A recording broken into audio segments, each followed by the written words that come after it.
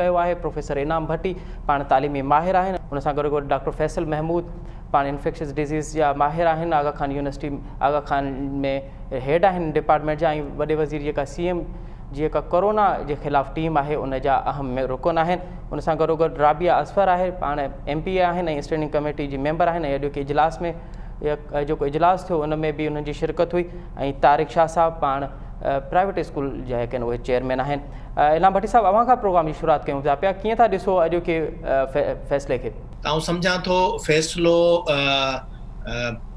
माक़ूल कोन थो लॻे, छाकाणि त जंहिं तरह सां जेके अंग अखर अचनि पिया, जेतिरो तेज़ी सां कोरोना फैलिजे पई, ऐं जेके ख़दशात आहिनि त जेको जीअं लास्ट ईयर वुहान में ऐं यूरोप में अमेरिका में नवंबर ऐं दिसंबर में जेका सूरत हाल पैदा थी हुई, ऐं उहा हींअर उते वरी साॻियो ई अमेरिका जा जेके अंग अखर अचनि पिया उते तेज़ी सां जेको फैलिजे पई, त ख़दशात इहे आहिनि त हिते बि असां वटि जंहिं तेज़ी सां उहा फैलिजे पई त उनजे लाइ डिसीशन्स कुझु सख़्तु करणा पवंदा। छाकाणि तालीमी इदारनि जो जेको असीं ॾिसूं पिया था त हींअर जीअं जीअं स्कूलनि में उनजी अटेंडेंस वधे थी त ख़ुदि उस्तादनि में शागिर्दनि में केसिस वधणु शुरू थिया आहिनि।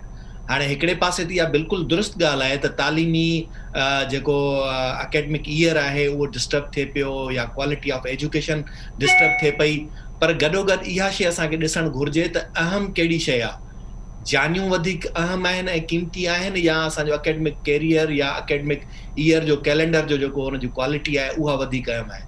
ऐं सम्झां थो माज़ी में जेकॾहिं फर्स्ट वर्ल्ड वार ऐं सेकेंड वर्ल्ड वार खे नज़र में रखूं, या उन खां अॻु में के अहिड़ा वॾा ॿिया के पेंडेमिक जेको आहे सो थिया हुजनि, वबाई बीमारियूं फैलियूं हुजनि, त उन जे दौरान बि असां हिन वक़्त ताईं जेकॾहिं कंहिं शइ जो रोइणो रोईंदा आहियूं त उहो वधीक मईशत जो ऐं जानियुनि जो रोईंदा आहियूं त ज़िंदगियूं केतिरियूं तबाह थियूं या वयूं। त हींअर बि तालीमी माहौल जेको आहे उन में जेकॾहिं असांखे इन शिरह में तेज़ी सां वाध नज़र अचे थी त स्कूलनि में, यूनिवर्सिटियुनि में, कॉलेजिस में, त उन जे लाइ असांखे कंहिं क़िस्म जो अहिड़ो फ़ैसिलो करिणो पवंदो त जीअं उनखे फैलाव खां रोके सघिजे। छाकाणि हिकिड़ी शइ इहा वाज़े आहे त तालीमी इदारनि जे अंदरि तव्हां केतिरी बि सख़्ती कयो त ॿार उते अचनि, उते त खणी मास्क पाए अचनि, स्कूल में बि उन्हनि ते अमल थिए, पर उहो साॻियो ई ॿार जेॾीमहिल ॿाहिरि वञे थो, घर ॾे वञे थो या रस्ते में पब्लिक ट्रांसपोर्ट इस्तेमालु करे थो, उते उनजी कहिड़ी गारंटी आहे त उहो उनखे तहफ़ुज़ मिली सघंदो, उहा वबा न फैलिजंदी या बीमारी न फैलिजंदी। ॿियो जेको आहे ख़तरो इहो आहे त मिसाल तौरु ऐं सिर्फ़ु सादो हिकिड़ो मिसाल थो ॾियां, मुंहिंजे ई हिते यूनिवर्सिटी जो हिकिड़ो प्रोफेसर आहे जंहिंखे 11 सालनि खां पोइ हिकिड़ो पुटु पैदा थियो, उनजी उमिरि हींअर 14-15 साल हूंदी, उन्हनि खे हिकिड़ो ई औलाद आहे सिर्फ़ु पीउ माउ खे। हाणे उहे हिन में परेशान आहिनि त उन ॿार खे असां स्कूल मोकिलियूं या न मोकिलियूं, छाकाणि त जेका ख़तरनाक सूरत हाल जे करे उन्हनि खे इहो डपु आहे त जेकॾहिं ॿार खे उते उहो थी पई बीमारी त उनखां पोइ छा थींदो त हुननि जे लाइ केॾो वॾो पेंडेमिक हूंदो, माना उहो हिकिड़ी फैमिली जे लाइ जेका हिकिड़ो वॾो पेंडेमिक जेका आहे उनजी वर्ल्ड सॼी दुनिया हुनजी काइनात उहा आहे। त अहिड़े क़िस्म जा सॼे सिंध जे अंदरि ॿिया बि फैमिलियूं हूंदियूं जिन सां इहे मसइला हूंदा, त फ़ैसिलो ईअं मजमूई तौर ते करे छॾणु मुंहिंजे ख़्याल में माक़ूल कोन्हे।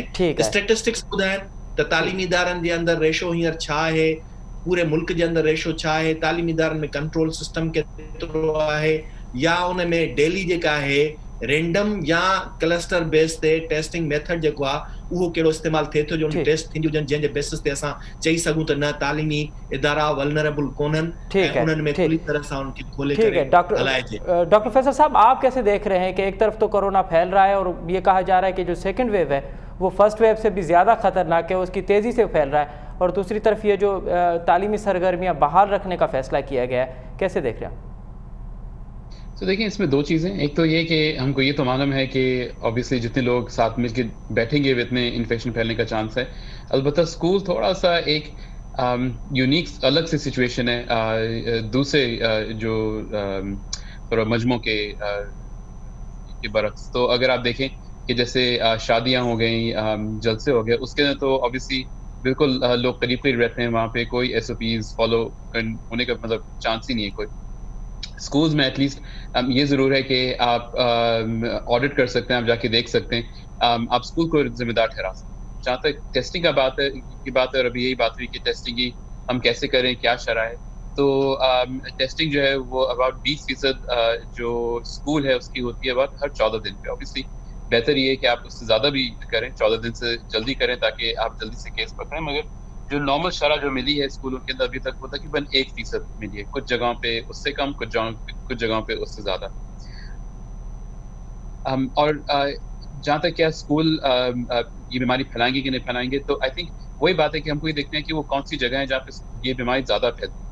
اینڈ آئی تھنک ابھی ہم کو ایٹ لیسٹ یہ تو معلوم ہے اس بیماری کے بارے میں کہ اگر کوئی بند جگہ ہے, وہاں پہ وینٹیلیشن خراب ہے, لوگ قریب قریب بیٹھے ہوئے ہیں, تو وہاں تو ڈیفینیٹلی جلدی پھیلے گی. اور اگر اسکولوں میں جو ایس او پیز ہیں اگر اس پہ تھوڑا سا بھی ذرا ہم فالو کریں تو پھیلنے کے چانسز نسبتاً کم ہوتے ہیں. اس کے ساتھ ساتھ ٹیسٹ کو اور جلدی کرنے کے لیے, تاکہ ہم 14 دن پہ نہ ٹیسٹ کریں, کچھ نئے ٹیسٹ بھی ابھی انٹروڈیوس ہو رہے ہیں, نئے قسم کے ٹیسٹ انٹروڈیوس ہو رہے ہیں, تاکہ ٹیسٹیں ہم لوگ ہر ہفتے میں بھی کر سکیں اور اس کے نتائج ادھر ہی ہر 10-15 منٹ میں اس کا ہم کو مل جائے. ٹھیک ہے. رابعہ اعظمت صاحب, آپ آج اس اسٹینڈنگ کمیٹی میں آپ اس کی ممبر بھی ہیں اور آپ اس میں آج کے اجلاس میں بھی شامل تھیں, تو کس طرح کا وہاں پہ ماحول رہا؟ آخر کون لوگ تھے جو کہہ رہے تھے کہ اسکول کی سرگرمیاں جاری ساری رہیں اور کون لوگ اس کی مخالفت کر رہے تھے؟ لیکن بیفور میں آپ کے سوال کا جواب دوں, بیکاز یہ ایسا نہیں ہے کہ جی جس نے کہا فیور میں تو وہ غلط کہہ رہا ہے, یا جس نے کہا کہ جی بند کر دیں تو وہ غلط کہہ رہا ہے. تو یہ کوئی ریس نہیں ہے. میں اس کو ڈاکٹر صاحب کے پرسپیکٹو سے جہاں انہوں نے بات چھوڑی ہے وہاں سے سٹارٹ کروں گی کہ بیسکلی دیکھیں, اگر کوئی اس وقت کوئی جگہ ہے جہاں پہ اسٹرکٹلی کمپلائنس کو, ماسک یا ایس او پیز کی کمپلائنس کو فالو کیا جا سکتا ہے یا مانیٹر کیا جا سکتا ہے, تو وہ تعلیمی ادارے ہیں. اس کے علاوہ اگر ہم جتنی بھی جگہوں کو دیکھیں, چاہے وہ شادی ہالز ہوں یا آپ کے باہر کھانے پینے کی جگہیں ہوں یا پھر مالز ہوں, تو وہ ساری کی ساری ایکٹیویٹیز جو ہیں وہ جاری و ساری ہیں. اور اس میں ہمیں سگنیفیکنٹ کچھ جگہوں پہ ایسا بھی ہے کہ نان کمپلائنس نظر آتی ہے ایس او پیز کی. سو میرا اگر آپ پرسپیکٹو پوچھیں, کیونکہ جو میٹنگ کے اندر ڈسکشن ہوا وہ بیسکلی ایک کنسنسس ہے, کیونکہ این سی او سی یا آپ کہہ لیں federal education minister meeting convene کریں گے آن منڈے. تمام پروونسز سے انہوں نے فیڈ بیک مانگا ہے, سچویشن فیکٹس اینڈ فگرز مانگے, جس کے بیسس کے اوپر ایک کنسنسس ڈیولپ کر کے ایک نیشنل پالیسی ڈیوائز کی جائے گی, جس میں صوبوں کی کلائمیٹ کنڈیشنز کو بھی اور پلس انفیکشن ریٹ کو اور دوسرے فیکٹرز کو سامنے رکھتے ہوئے فیصلہ کیا جائے گا. یہ نہیں ہو سکتا کہ اکراس دا بورڈ, مطلب ٹھیک ہے کہ ایک پلیٹ فارم پہ سارے صوبے اپنا اپنا فیڈ بیک دے کے اور اس کے فیکٹرز کو سامنے رکھتے ہوئے فیصلہ کریں گے, بٹ کوئی ایک یونیفارم پالیسی ہونا بڑا مشکل ہے, بیکاز ہر جگہ کی جیوگرافیکل سچویشن ڈفرینٹ ہے. دوسری بات یہ کہ میں سمجھتی ہوں کہ اگر این سی او سی یا فیڈرل گورنمنٹ کوئی بھی فیصلہ کرتی ہے ایس او پیز کے حوالے سے یا گائیڈ لائن کے حوالے سے, اور جو بھی لاک ڈاؤن یا اسمارٹ لاک ڈاؤن کی طرف جاتے ہیں, تو جو پالیسیز ہم کسی بھی میٹر کے لیے, یعنی کہ شادی یا ایٹ آؤٹ کی جو جگہیں ہیں باہر کھانے پینے کی جو رکھی, اسی کو مد نظر رکھتے ہوئے ہم اسکول کی پالیسیز کو بھی ڈیوائز کریں. یہ نہیں ہو سکتا کہ آپ کہہ دیں کہ جی آپ جو ہیں وہ شادی کے اوکیزنس کو اٹینڈ کرتے رہیں گے, بچے تو گھومتے پھرتے رہیں گے, آپ ان کی اگر پروٹیکشن یا سیفٹی کی بات کر رہے ہیں تو پھر آپ کو ضروری ہے کہ آپ انشور کریں کہ وہ پھر کسی بھی اور جگہ پہ ان کا ایکسپوجر نہ ہو. لیکن اگر آپ نے باقی ساری چیزوں کو, ایکٹیویٹی کو جاری و ساری رکھنا ہے اور صرف خالی تعلیم کو ہی آپ نے کلوز ڈاؤن کر دینا ہے, تو وہ میں اس سے اگری نہیں کرتی ہوں. یہ میرا پرسپیکٹو ہے. اور سب سے اہم چیز یہ کہ ہم نے ہمارا پورا اکیڈمک سال جو ہے اس کے اندر کوئی 70 دن ہے اس سال میں, ٹھیک ہے, صرف 70 ڈیز رہ گئے, کیپنگ ان مائنڈ کہ ہر بچہ یا ہر کلاس آلٹرنیٹ ڈیز پہ آئے گی. تو اس کو فردر ریڈکشن کرنے سے پہلے ہمیں تمام کانسیکوینسز کو ٹیبل پہ رکھ کے سوچ کے پھر اس پہ فیصلہ کرنا چاہیے. ٹھیک ہے. اچھا ڈاکٹر فیصل محمود صاحب, یہ جو رابعہ اظفر صاحبہ نے فرمایا کہ صرف تعلیمی ادارے بند کرنے سے نہیں ہوگا, باقی جو شعبے ہیں ان کو بھی ایس او پیز پہ جو ہے وہ سختی سے عمل کرنا ہوگا, تبھی یہ معاملہ بنے گا. ہم دیکھ رہے ہیں کہ شادی ہال کھلے ہوئے ہیں, بازاریں کھلی ہوئی ہیں, دیگر جو پبلک مقامات ہیں وہ کھلے ہوئے ہیں. تو کیا سمجھتے ہیں آپ کہ اس تمام تر کو ایک جو ہے جیسے وہ کہہ رہی ہیں کہ یونیفارم پالیسی ہونی چاہیے, ایسے ہی ہونا چاہیے یا صرف تعلیمی ادارے بند کرنے سے معاملہ حل ہو جائے گا؟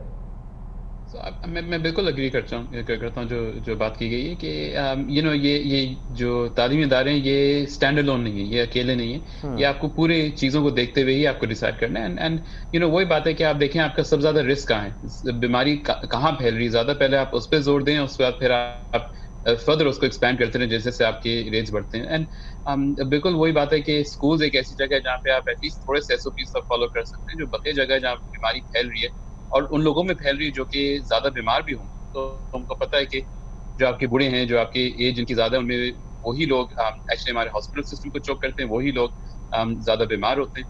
اور ادھر ہی ہم کو obviously پہلے زور دینے کی ضرورت ہے. اس کا یہ مطلب نہیں کہ آپ تعلیمی اداروں کو چھوڑ دیں. ایس او پیز وہاں پہ بھی فالو ہو رہے ہیں, مگر اگر پورا کمپلیٹ لاک ڈاؤن کریں گے تو obviously تعلیمی ادارے اس میں شامل ہیں. مگر جب آپ ایک ایک کر کے کرتے ہیں تو پہلا آپ کا کام ہے کہ آپ سب سے ہائی رسک جگہوں کو پہلے آپ ان کی sort of اسپریڈ کو روکیں اور پھر آپ آگے جائیں. اچھا ڈاکٹر صاحب, ایک بحث اب یہ بھی چھڑ گئی ہے کہ کیونکہ سیکنڈ ویو جو ہے وہ فرسٹ ویو سے زیادہ خطرناک ہے, تو حکومت کو فوری طور پہ پورے ملک میں لاک ڈاؤن کا انعقاد کرنا چاہیے. کیا آپ سمجھتے ہیں اس صورتحال میں لاک ڈاؤن فائدے مند ہوگا؟ دیکھیے, لاک ڈاؤن جو ہے وہ آپ کو صرف کچھ وقت کے لیے بچاتا ہے. اینڈ لاک ڈاؤن کا مین جو پرپس ہوتا ہے وہ یہ کہ آپ اپنی تیاریاں کمپلیٹ کر لیں, کیونکہ آپ لاک ڈاؤن تاحیات تو کر نہیں سکتے. ایونچولی آپ کو کھولنا پڑے گا, ایونچولی یہ بیماری پورے آپ کے معاشرے میں پھیلے گی. لاک ڈاؤن اس کو صرف سلو ڈاؤن کرتی ہے, اس کو صرف آہستہ کرتی ہے اس کے پھیلاؤ کو. تو آئی ڈونٹ تھنک لاک ڈاؤن اس کا حتمی سولوشن ہے. لاک ڈاؤن اس کا حتمی جو سولوشن وہ یہ ہمارے اندر ہی ہے کہ ہم ایس او پیز فالو کریں, ہم احتیاط کریں تاکہ بیماری کم پھیلے. تو یہ جو سمارٹ لاک ڈاؤن اور مائکرو سمارٹ لاک ڈاؤن ہے, آپ سمجھتے ہیں یہ پالیسی بہتر ہے؟ جی بالکل, مطلب یہ ایٹ لیسٹ کچھ نہ کرنے سے تو بہتر ہے. اچھا ٹھیک ہے. اچھا انعام بھٹی صاحب, اڄ اسٹینڈنگ کمیٹی में फ़ैसिलो कयो वियो आहे त जेको सिलेबस आहे उहो पूरो कयो वेंदो, उनखे न घटि कयो वेंदो, न वरी उन में को शॉर्ट कयो वेंदो. अवां सम्झो पिया त हिकु त अल्टरनेट डेज़ ते ॿार अचनि था पिया, अहिड़ी सूरत हाल में सिलेबस मुकमल थी सघंदो इन साल जो?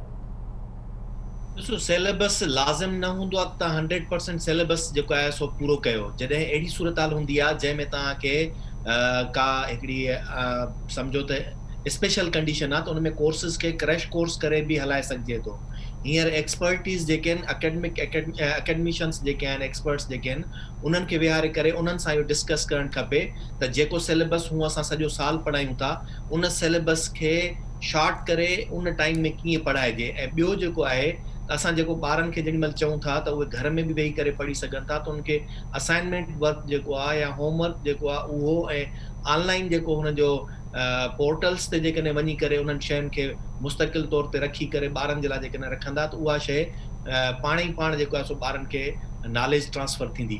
बुनियादी जेको तालीम जो पर्पज़ हूंदो आहे उहो आहे नॉलेज ट्रांसफर करणु. स्किल ट्रांसफर्स जेके आहिनि उहे न थींदा आहिनि, उहे सिर्फ़ु आम्हूं साम्हूं प्रैक्टिकली करण सां थींदा आहिनि. नॉलेज ट्रांसफर जेका आहे उहा ऑनलाइन बि थी सघे थी, पोर्टल्स तां बि थी सघे थी, ऐं अॼु जे दौर में ॿिया केतिरा ई मीडियम्स जेके उन्हनि खे अवेलेबल आहिनि उन्हनि ते ॿारनि खां उहे कराए सघजनि था. हाणे सिर्फ़ु इहो आहे त टीचर भले हिकिड़े अल्टरनेट डे जे बजाए हफ़्ते में सिर्फ़ु 2 ॾींहं ई खणी ॿारनि खे घुराइनि, बाक़ी ॾींहंनि जो कमु उन्हनि खे जेकॾहिं पोर्टल्स ते अवेलेबल करे ॾींदा ऐं उन्हनि जूं उहे शयूं चेक कंदा, तॾहिं बि उन सां थी सघे थो. हेठी लोअर लेवल ते जेको आहे सो इहो शइ थी सघे थी. मथे यूनिवर्सिटीज़ में ख़ासि करे जेके टेक्निकल यूनिवर्सिटीज़ आहिनि, इंजीनियरिंग वग़ैरह जे लाइ, उन्हनि जे लाइ हिकिड़ो इहो प्रॉब्लम आहे त हिकिड़ो प्रैक्टिकल जेको लैब वर्क आहे उहो सवाइ प्रैक्टिकली उन लैब जे अंदरि करण जे उनखे नथो सम्झाए सघिजे.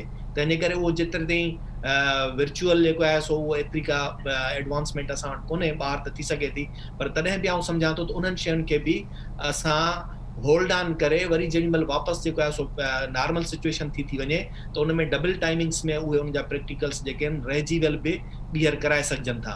बुनियादी जेको मसइलो आहे उहो इहो आहे त तालीमी इदारनि जे अंदरि त SOPs ते मुकमिल अमल कराए सघिजे थो, पर उहो ॿार जेॾीमहिल तालीमी इदारे खां ॿाहिरि निकिरे थो उते SOPs ते अमल नथो थिए. उहा का ख़बर कोन्हे त उहो ॿार किथां ॿाहिरि डिज़ीज़ उहा खणी ईंदो, इन्फेक्शस थी वेंदो, पोइ वरी हिते अंदरि कंहिं तालीमी इदारे में अची करे ॿिए कंहिं करे सघे थो या न.